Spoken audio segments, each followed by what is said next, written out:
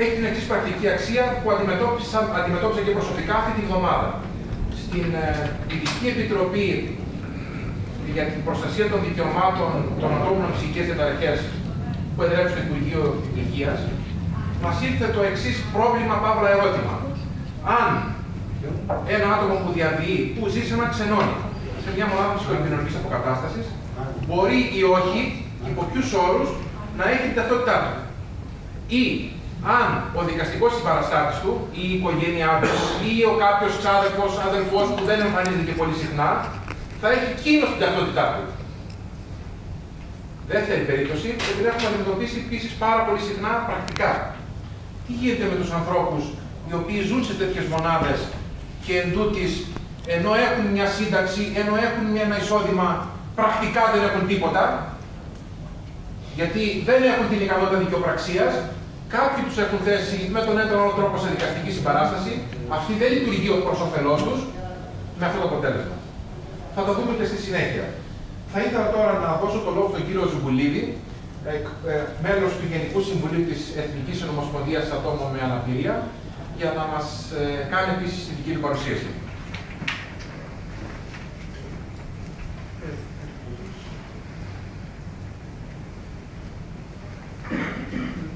Καλημέρα σας. Και κύριοι, θυμιζόμαστε ότι είμαστε φιλόξενος λαός και μέχρι τώρα δεν τα αποδείξαμε.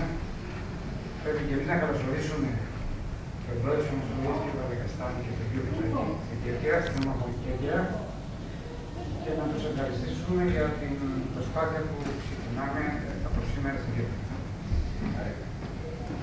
Να κάνουμε μια υπενθύμηση ότι η Κέρκυρα για τρίτη φορά αποτελεί έναν ιστορικό σταθμό στο αναπηρικό κείμενο.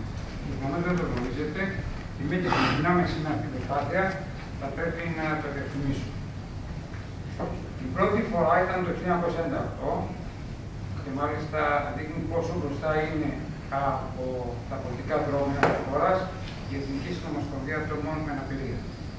Ιδρύθηκε ένας θεσμός την εποχή εκείνη, ο θεσμός της Ένωσης Συνομοσπονδιών της Νοτιού Ευρώπης, για να αμβληθεί η διαφορά και η διάκριση μεταξύ των χωρών της Βόρειας Ευρώπης και της Νότιας Ευρώπης που συνήθως υστερούσαν. Αυτές οι διεργασίες για πρώτη φορά είχαν γίνει το Σεπτέμβριο του 1998 με πάρα πολύ σημαντικά αποτελέσματα που τα βλέπουμε σήμερα. Δηλαδή, αυτή η προσπάθεια που γίνεται σήμερα στην Ευρώπη, στη Συνομοσπονδία, είχε γίνει πριν από αρκετά χρόνια, πριν 15 χρόνια. Δεύτερον, το 2009, μετά τις εκλογές, συνεδρίασε στην Κέρκυρα η Εκπαιδευτική Επιτροπή της Ομοσπονδίας. Ήταν μια πολύ σημαντική και δύσκολη δουλειά, διότι επεξεργαστήκαν τα προγράμματα της τότε κυβέρνησης, ώστε να μπορέσει στη συνέχεια η Εκπαιδευτική Γραμματεία να κάνει και τις αντίστοιχες προτάσεις για βελτίωση των συνθηκών και των προβλημάτων που απασχολούν τα άτομα με αναπηρία. Και σήμερα είναι μια ιστορική στιγμή, η οποία δυστυχώς για την Ελλάδα δεν έχει αναφερθεί με την δέουσα προσοχή στα μέσα μαζικής ενημέρωσης, κυρίως πανελλήνιες εφημερίδες. Σήμερα ο Γιάννης Παπαδεκαστάνης είναι ο υπαριθμόν ένα σε όλο τον κόσμο. Θα διοικήσει ένα πολύ μεγάλο οργανισμό και πρέπει να το καταλάβουμε αυτό. Είναι πολύ σημαντικό για τη χώρα μας. Και πρέπει να το τονίσουμε αυτό, διότι είναι τιμή για την Ελλάδα, είναι για τιμή για όλους μας τους Έλληνες, που ένας Έλληνας για πρώτη φορά διοίκησε την Ευρώπη και τώρα θα διοικήσει στον χώρο το αναπηρικό όλο τον κόσμο. Και μιλάμε για τεράστιους αριθμούς. Εάν και να αναλογιστούμε ότι εκπροσωπεί 50 εκατομμύρια Ευρωπαίους και περίπου 1 δισεκατομμύριο σε όλο τον κόσμο.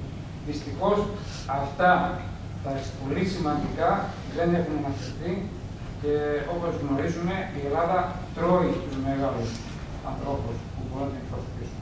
Το βλέπουμε και στην πράξη σήμερα των προβλημάτων του κάτω. Νομίζω ότι η Εθνική Συνομοσπονδία Ατόμων με Αναπηρία, αυτή ίσως η μεγαλύτερη συνομοσπονδία στην Ελλάδα, σήμερα έχει κάνει τεράστιες προσπάθειες.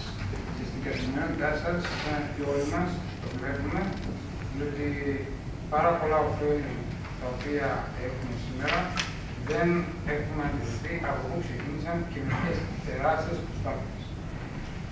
Οι προτάσεις, οι διεκδικήσεις και οι κοινοποιήσεις που γίνονται στην Αθήνα είναι πολύ σημαντικές και πραγματικά αποτελεί μια αρκετική πίεση στους κυβερνώντες για να έχουν σήμερα αυτά τα αποτελέσματα.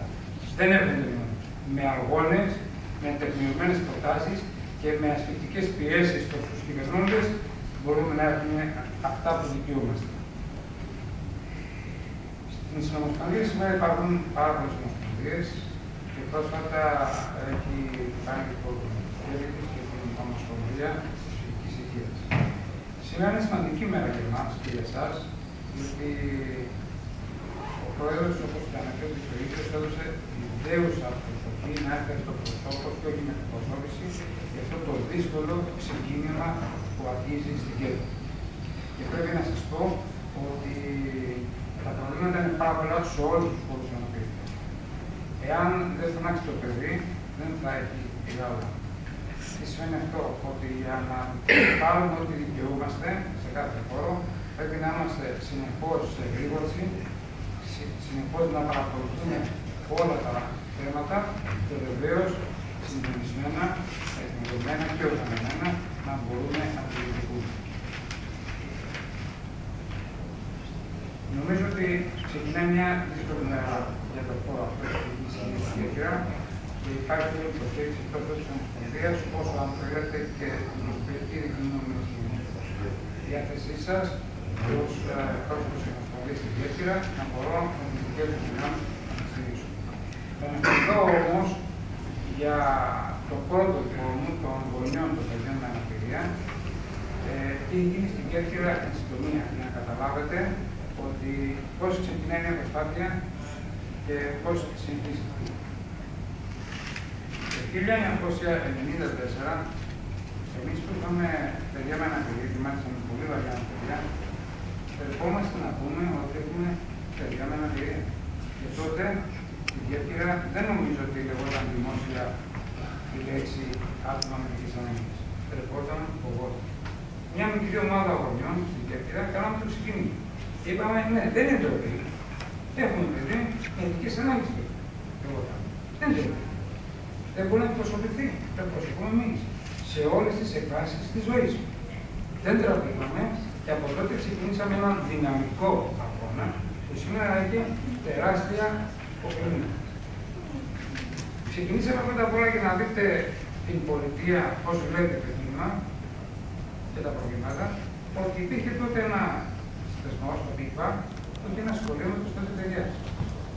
Τελείωσε τότε το πρόγραμμα και πετάχτηκαν στον δρόμο κυριολεκτικά τα παιδιά και στην Αμερική οι 15 εργαζόμενοι. Τότε ήμουν πρόεδρος του Σύλλογου, πήγα στην Αθήνα στο ΠΙΠΑ και είπαμε ρε παιδιά, αυτό είναι έγκλημα που υπάρχει, κοινωνικότητα αριστερού. Είναι έγκλημα. Να μην σας απολογούμε ότι είχαμε κάνει μια σημαντική πρόταση να αναλάβει το ΠΙΠΑ το 50% των εξόδων και το 50% εμείς οι γονείς. Τι δεν δείτε. Και αντιπρόεδρος ήταν ένας μεγάλος της Εκκλησίας και τότε και σήμερα. Και δεν τρέπουμε να το πω. Ο άνθρωπος της Θεσσαλονίκης. Και βέβαια τότε το κατοίκητα. Στη συνέχεια αναγκαστήκαμε αυτά τα παιδιά να μην βρεθούν το Σαββάτο ζωής, τιμής, αυτά τα παιδιά να μην βρεθούν στο τέλος. Και κάναμε τότε την πρώτη και δύσκολη προσπάθεια, εμείς οι γονείς να κάνουμε ένα σχολείο. Το εξελίχθηκε σήμερα στη γνωστή μήνυση. Με δικά μας έξοδα, με δική μας κινητοποίηση, πεγάσαμε αυτά τα παιδιά σε άλλους χώρους και κάναμε ένα σχολείο. Με τη συνδρομή της τοπικής κοινωνίας, το ΕΜΕΛΕ, ένα μέρος των εξόδων των δημοτικών δωρεών, ξεκινήσαμε την προσπάθεια και σήμερα είναι ένα πάρα πολύ καλό σχολείο η Μύρισα, που εξελίγει 25 παιδιά και νομίζω είναι ένα σχολείο που πάει πάρα πολύ καλά σήμερα. Δώσαμε τεράστιο αγώνα. Κονταριστήκαμε με υπουργούς, με βουλευτές, με την αυτοδιοίκηση. Για άλλη μια φορά, όπου μου δίνεται ο λόγος, ότι δυστυχώς η αυτοδιοίκηση και η κεντρική πολιτική αρχή την κοινωνική πολιτική την έχει σαν τελευταία προτεραιότητα. Και εάν εμείς δεν κάνουμε αυτές τις προσπάθειες, ποτέ δεν θα βελτιωθεί στα προγράμματα αυτά η διοίκηση. Σήμερα ο Σύλλογος των Γονιών έχει και αυτά τα δικά του προβλήματα. Τα αντιμετωπίζουμε, όμως χωρίς να έχουμε μεταξύ μας προβλήματα, διότι έχουμε και εμείς περάσει το μήνυμα τοπικά και δεν το έχετε ακούσει, το σύνθημα της Ομοσπονδίας, τίποτα για εμάς χωρίς εμάς. Έχουμε κάνει παρεμβάσεις από τότε που δεχτήκαμε σε όλα τα επίπεδα της αυτοδιοίκησης και των βουλευτών.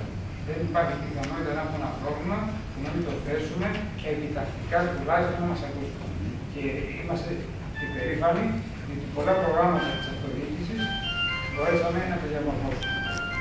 Δεν θέλω να ανακολουθήσω άλλο, θα σας κουράσω. Τοπικά θα πρέπει να υπάρχει ένα συντονισμό όλων των συλλόγων